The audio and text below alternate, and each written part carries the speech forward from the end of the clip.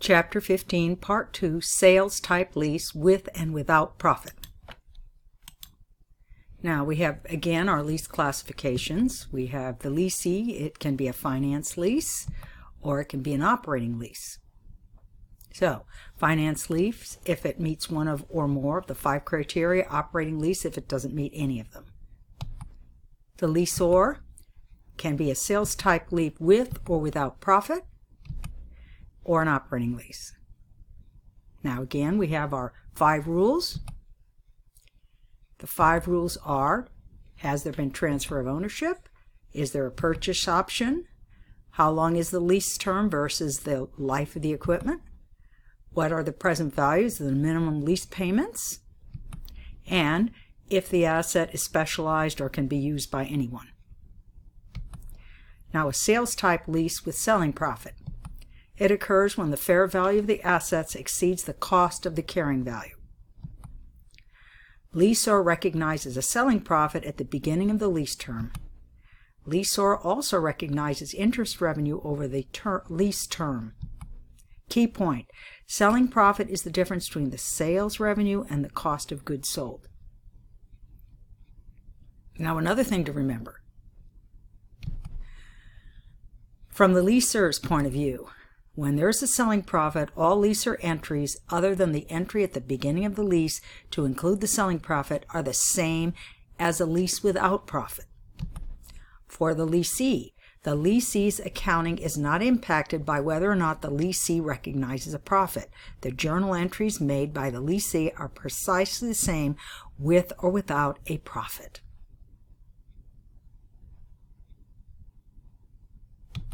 Now, when we go through the criteria to determine if it is a sales finance lease, then we determine if it has, or first of all, we determine what kind of lease it is. Then we determine, is there profit? If there is profit, then what we're going to have to do is book cost of goods sold and sales revenue, and then also take the equipment off the books. If it has no profit, all we're going to do is take the equipment off the books and book a lease receivable. Now let's take a look at an example. And in this example, we have no profit.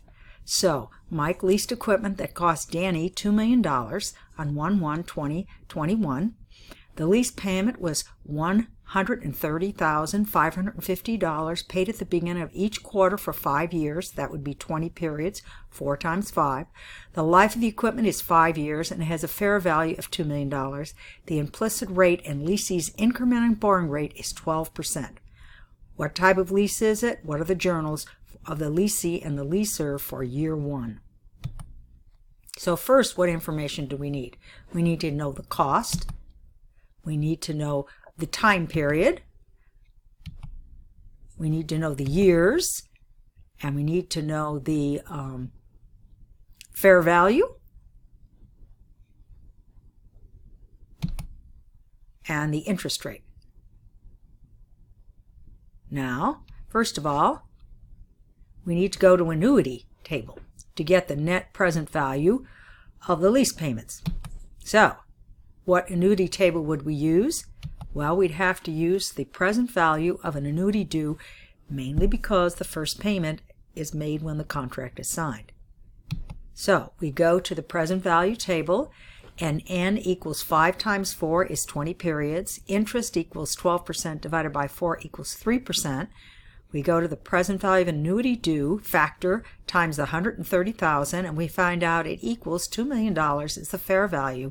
Since the cost equals the present value of the lease, this is a sales type lease with no profit. Now we go through our 5 steps determining the lease. So, does the ownership transfer? No. Is there a bargain purchase price? No.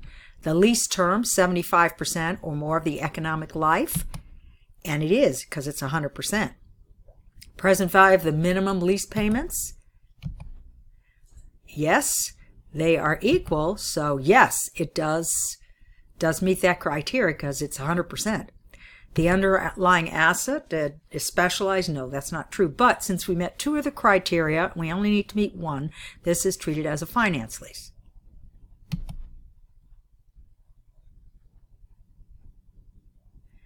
So now let's look at our amortization schedule so you can see, because what you want to do is when you're booking the payments, what you have to do is figure out how much is interest and how much goes against the payable. Here is our table using what we would do is we start with taking, now the first payment is interest free because it's made, remember interest is earned over time. And the first payment is made when the lease is signed. So that first payment, the whole $130,516 reduces the lease payable. But the next payment would include interest. So what we would do is take our,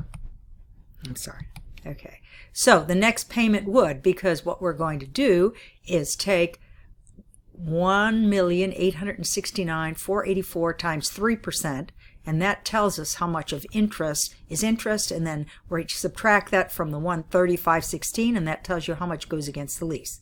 So now let's look at our payments.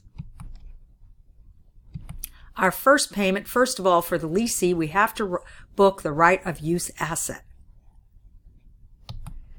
Then we have to also show our first payment. Our second payment would be cash, interest expense, and lease payable. That would be, and we're going to keep doing that until that lease payable becomes zero. Our second payment, of course, it changes because the balance goes down. But if you notice, the cash is always the same. Our fourth payment.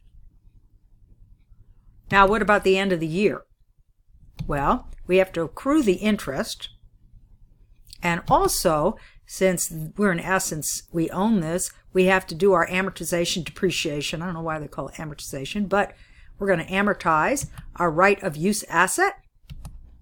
And so we're going to take the $2 million divided by 5 years, and we're going to book amortization expense, right of use asset, because we're going to reduce that. So at the end of the 5 years, there should be no right to use asset, should equal 0. And the lease payable should equal 0. Now, what about the lessor side? Well, they're going to take the equipment off the books, set up the receivable, and then each payment, the first payment again, does not include any interest revenue because that's what it would be on their side. But if you notice, in this case, if you notice, our interest revenue is exactly the same as the interest expense. And we would do this for each payment. Now, we have to accrue the interest at year-end, interest revenue, but remember there's no depreciation expense because this is not on the books of the lessor. Now, what is going to appear on the balance sheet and the income statement for the lessee? Or let's do the lessor. Okay, they're going to show their initial lease receivable. They'll show it being reduced by the 4 payments, and so the balance at the end of the first year would be $1,639,425, and they would have recorded interest revenue of $210,672. Now, same problem, but what if instead we were dealing with a sales type lease with profit? So in this case, we leased equipment from Danny Company that cost $1.7 million. The lease payments are $135,616. And 5 years, quarterly payments, 12% rate. So let's go through this process. Now, step 1, determine if this lease with profit for the lessor.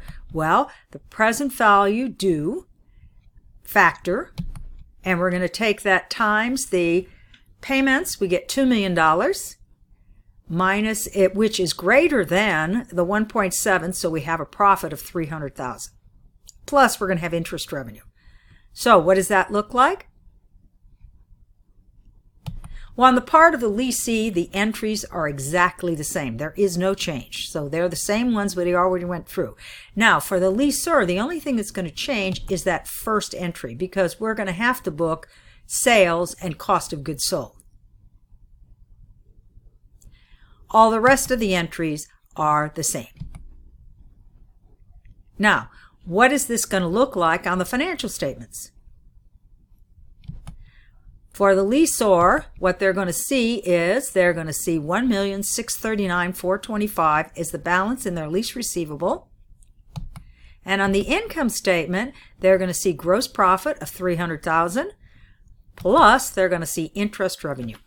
That concludes part 2 for chapter 15.